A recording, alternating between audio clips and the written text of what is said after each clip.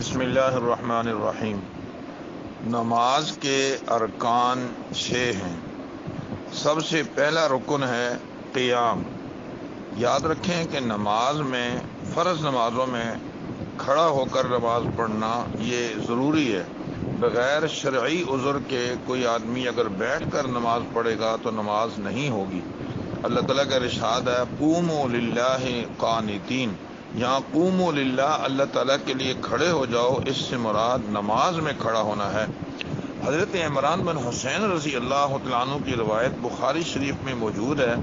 انہوں نے اپنی بیماری کے دوران سوال کیا، یا رسول اللہ صلی اللہ علیہ وسلم، میرے لیے کیا حکم ہے نماز میں قیام کے حوالے سے؟ تو آپ نے ارشاد فرمایا صلی قائما، اگر تم کھڑے ہونے کی طاقت رکھتے ہو تو کھڑے ہو کر نماز پڑھو، فإن لم تستطع فقاعدا، اگر اس کی طاقت نہیں ہے تو بیٹھ کر پڑھ لو، فإن لم تستطع، اگر اس کی بھی طاقت نہ ہو تو فعلی جنب، پھر لیٹ کر پڑھ لو۔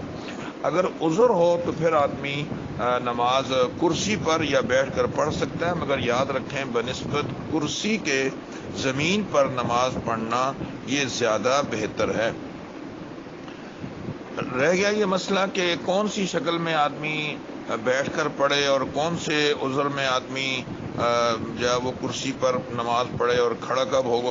اس سلسلے میں 3 صورتیں ذہن میں رکھیں۔ نمبر 1، جو شخص صرف کھڑے ہو کر نماز پڑھنے پر قادر ہے، رکوع اور سجدہ زمین پر نہیں کر سکتا، تو اس کے اوپر قیام بھی فرض نہیں، بلکہ یہ زمین پر یا کرسی پر بیٹھ کر نماز پڑھ لے، صحیح ہے، اور رکوع اور سجدہ وہ اشارے سے کر لے۔ نمبر 2، اگر رکوع اور سجدہ بھی وہ زمین پہ کر سکتا ہے، یعنی رکوع بھی کر سکتا ہے، سجدہ بھی زمین پر کر سکتا ہے اور قیام پر بھی قادر ہے، تو کوئی عذر ہی نہ رہا، وہ تینوں کام کر سکتا ہے، تو اس کے لیے بیٹھ کر نماز پڑھنا ناجائز ہوگا۔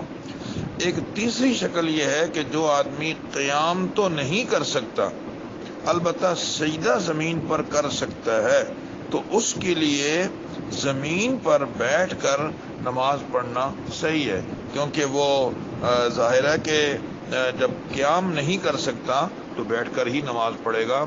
آج عام طور پر رواج سا بن گیا ہے کہ مسجدوں میں لوگ چھوٹے چھوٹے اعذار کی وجہ سے کرسی پہ بیٹھ کر نماز پڑھتے ہیں۔